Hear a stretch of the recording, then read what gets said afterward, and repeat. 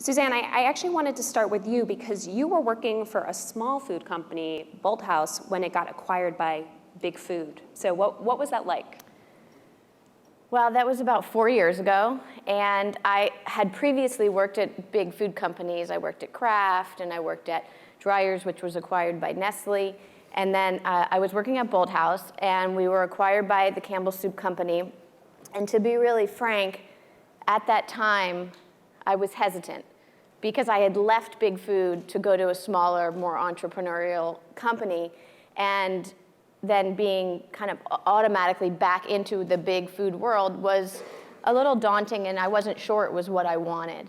The beauty of it, though, was that when I first met Denise Morrison, the CEO, she said to us, "Don't worry, we need to be more like you. You don't need to be like us." Interesting. And when a CEO says that to you, you love what you hear, but it's hard to believe it's going to be true. And I can honestly say 4 years later, she has lived that, exactly what she says. She still says it today. And the transition that's happening at Campbell's right now is a direct result of them really starting to behave more like a small food company and really doing the things that are right for consumers today, right, and how the food system is changing. So we were talking in the run-up to the session, and you did not love our title. I really didn't love Big the title. Food versus Small Food. So tell us why. Well, I've been boxing lately, so I was ready to go with these guys, but that's why I brought Adam. Well, right. plus small food wants to become big food, so Well, yeah, right. And that's just it. I don't think it's a versus. I think it's a collaboration. It's a union. It's how we can help each other. And big food needs to start behaving like small food companies. We need to learn from entrepreneurs like these guys, and we can also help them scale and bring their products to more people across the country. So it's a union. Yeah. I like to say that being big isn't bad, being bad is bad, and they're not always the same thing. Being bad is bad. Okay. It's easy to remember, right? So Adam, I want to jump to you there for a second. Tell us a little bit about Ripple, and also, you have experience scaling a startup. You previously founded green cleaning products company Method. What did that teach you about how much you should market a product as environmentally friendly? So I'll start with the method question first. I'm a big believer that you've got to make products that are great for all of the reasons that aren't sustainability. I used to be a climate scientist. Nobody has been more in the issues than I've been in the issues. But I believe that we've got to create things that are great first, and then with the sustainability attributes built in. So the Method brand was built around the idea that it was a green cleaning product for the masses. Only 4% of cleaning products that are sold are green cleaning products, so it seemed kind of silly to focus on the 4%. We focused on the 96%, and as a result, Method is now the largest and fastest growing company in the green cleaning segment. Ripple Foods makes non-dairy products, so we've just come to market at Whole Foods nationally with a line of dairy alternative milks. They're made from yellow pea. And unlike pretty much everything in this space, they're really high in protein, low in sugar, and they're actually delicious. And while how do you make them delicious? So we have a technology to remove all of the off flavors from traditional plant sources of food. So the reason that plant-based foods don't taste great is because there's a lot of other junk that comes along with them. So a good example would be soy milk. Everybody knows that soy milk tastes really strongly of soybeans. That's not because of the protein. Protein is actually flavorless. All proteins are flavorless. It's all the other stuff. So we just simply separate the carbohydrate from the protein, and then we make the milk out of, in this case, a pea protein, a pea base, and it's really delicious, really nutritious, high in protein, all of that. But those are the things that are really important to the vast majority of people. And you mentioned that the dairy alternative space is a $2 billion category. That's just the non-dairy beverages in the US alone. It's going to be $4 billion in 3 years. So massive growth in this space. And by the way, eating a more plant-based diet is one of the best things that we can do to lower our footprints.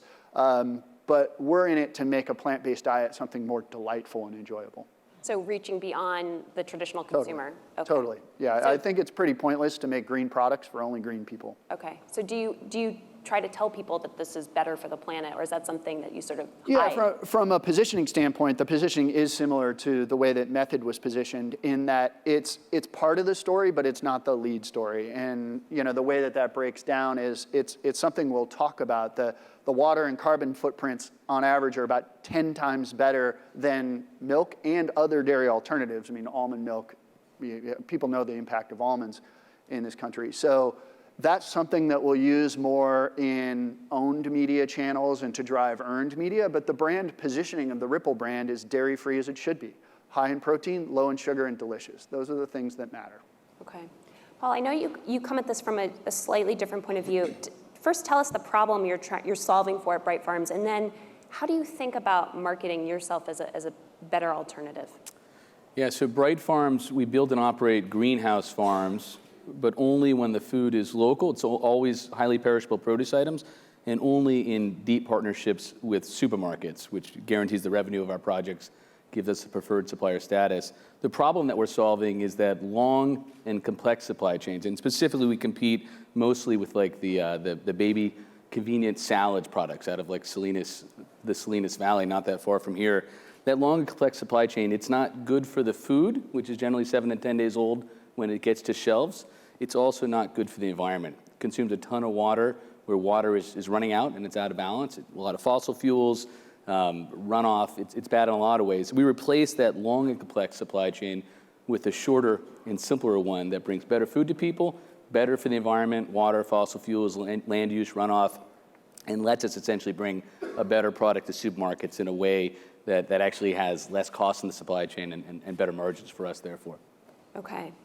So are you talking then about yourself as a better alternative to whatever else is on the market? I mean, is that part of your branding or marketing, or are you again trying to kind of downplay that part and be for the masses in a way? Yeah, no, we're definitely trying to be a mainstream produce brand. I liked what Adam said, that sustainability is certainly a part of our message.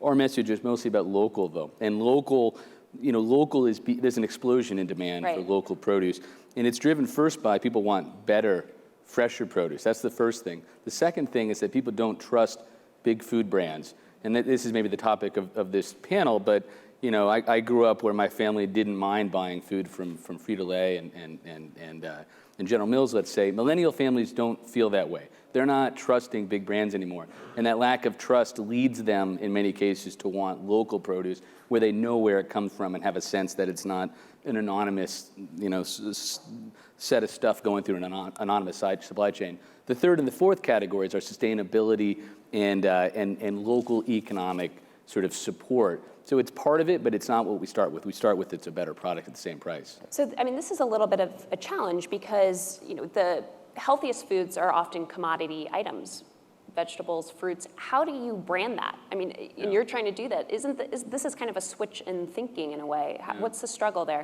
Well, I'll say that in the produce department, there have not traditionally been a lot of great brands or great branding campaigns. We're looking to brand our produce just like big food does, frankly, in the center of the store, but we're doing it where the demand is much stronger now. So we're building a brand in traditional senses, generally, though, with the benefit of a big company like Aholds giant food stores in the DC metro area, or our exclusive partner. They present us in an emphasized and preferred way to their consumers, which is really hammering our brand out there in a way that would be harder if we were just starting very broadly. But we're doing all the heavy lifting and hard work that anyone would do to build a brand, essentially. Okay. But it's a brand based on local and trust and authenticity. Got it. Okay. So Suzanne, I think a lot of people don't know this, but you guys have a carrot business. So how are you thinking about branding commodities in that way? So Bolthouse Farms, about half of the Bolthouse Farms business is the carrot business, and we've been growing and harvesting carrots for over 100 years, 101 to be exact. And we've done lots of different things to try to brand carrots in the produce department, and what we've learned is that you have to start small and you have to start local, because every retailer is different, and it's about your partnership with the retailer. Because if you think about the grocery store, the produce department is very much an indicator of the type of account that you're in or the type of store that you're in, and they use it almost as a badge for that particular store. And so it's a very customized local approach. And so for us, it's been about partnering with retailers one-on-one and doing things that engage them and help them build their entire produce department. If you try to do it at a broad level, it becomes very difficult to do because every single produce department is different, even within retail chains. Each store is different. And so it's not as easy as, let's say, the center of the store where you can get your product on the shelf right away and brand it, and you're put up against other brand choices, and it's a forced choice. In produce, there's typically one, maybe two choices in any given category. So you're not making branded decisions. You're buying carrots from Ahold, right? And that's it. So you have to have the partnership with the retailer to really make it work. Do you think that's going to change? Do you think we are going to see more branded fruits and vegetables? I think that it would be really great if we did, but I think it's a journey. It's a journey, and it's going to take some time. And what I would like to see is people loving fruits and vegetables and putting them on the pedestal that they deserve because they're so good for us and our bodies. And I believe we can drive demand by making fruits and vegetables more exciting, more fun, more sexy, more interesting, and that if we continue to market them as they're good for you, we're never going to get people to eat more fruits and vegetables. Right. So how has what brand means changed in this era where, some consumers are wary of big food, whatever that means? My favorite question, or my favorite topic. So I like to say that, I'm a trained packaged goods marketer. I've been in the industry for 20 years, marketing products and brands, and it used to be that the bigger the brand, the more awareness you had in the food industry, the better off you were doing. And it's completely changed. I had to actually unlearn everything that I learned as a packaged goods marketer because today it's not about driving the most awareness and being the biggest brand in the store. And in some cases, that can actually hurt you because consumers are less trusting of the bigger brands. And so instead, what the focus is on today and what we focus on is making awesome products, making products that meet consumers' needs, that deliver great taste, but that are clean, that are transparent, that the consumer knows what they're getting. And if you talk about the product today, then that's going to be the way to change the food system, more so than just blasting your brand out there with a megaphone and talking about why your brand is better. Yeah, I would say that connection between product experience and brand is something that we're sort of starting to get to, but I think is critical in the equation. I mean, if you take our business, for example, we use a technology to make the product taste creamier and taste cleaner than competitive products in our space, and it's that sells the product. With your produce, it's the flavor, right? A fresher arugula tastes a lot better than one that's been shipped to New York from California. And creating that connection is absolutely key. And the way that branding's changed in the last decade is that you can no longer fake a brand image. Right. You can't create an image and then command and control that the way that you did in the marketing textbooks 20 years ago. Now, all brands, transparency creates the need to you have to be what you say you are, or it falls flat. And it's actually, I think, one of the large reasons why there is skepticism relative to quote-unquote large food companies. It's not true across the board, but those that are trying to fake it are the ones that are learning the lesson. Right. I'm going to open it up to questions, but before I do, I just want to follow up on that, Adam. You said in the beginning, small food wants to become big. How can you do that without falling into some of these patterns or trappings? Yeah. I mean, this was a challenge that we faced with Method. I wrote a book about it, actually, in 2011, about that challenge of how do you maintain your innovation edge as you grow bigger. I think it's something that you have to maniacally work on all the time. For us, it was really about operating small even as we got big. Ripple Foods is not yet big, so we don't yet have that problem, but we will face it, hopefully. You want that problem. I want that problem. And really, I think that a little bit easier for me to say because I founded both of these businesses and I've designed the businesses the way that I want so that as we scale, we can keep the business operating with small teams of people working on innovations in a way that hopefully tap into larger and larger markets. I think it is harder at a very large business that's been in business for 50 or 100 years, but I think you've got to think about how to operate larger and larger organizations in smaller and smaller ways, if that makes sense. Great. Do we have any questions? We've got one right up here. Do we want to wait for the?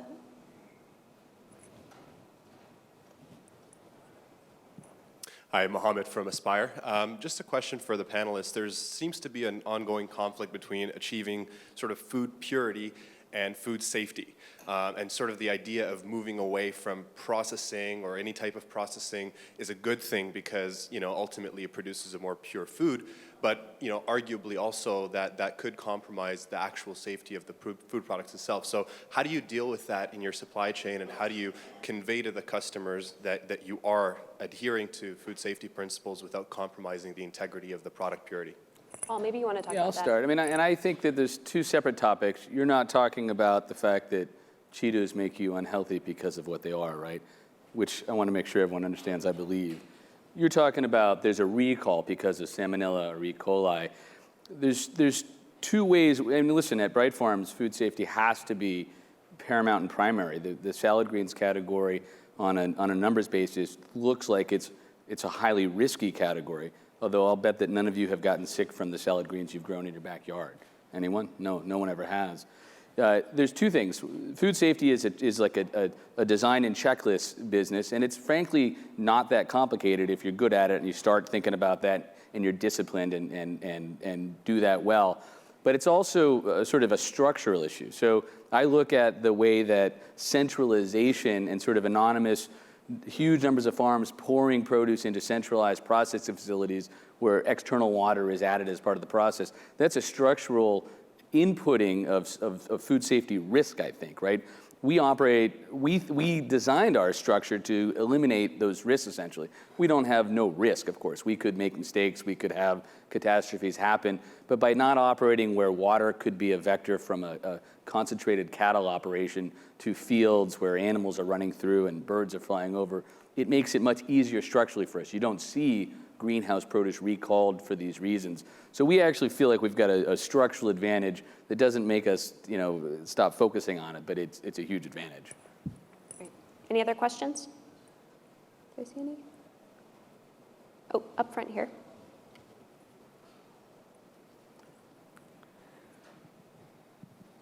As you think of going from small to large or large to small, to what factor is cost go into your quality issues? Because certainly the local movement and the organic movement has always been higher priced. If we're going to make a difference of health and planet, costs are pretty important. Wow, Everyone can take a crack. it's almost the same answer for us. So, we're competing with an industry that has, almost like 4 steps in the supply chain that we don't have. They have a very expensive sales force, which we don't need to have because of our partnerships with supermarkets. They have separate farms they're paying because they don't farm on their own. The marketing companies they have separate processing facilities where they receive, wash, dry, pack, and ship. All we're doing is packing at the same location as the growing. So even though our labor costs are higher, we pay a living wage, and our economies of scale aren't as good, we still have just fewer overall costs in our system, so it's just structurally a lower cost operation.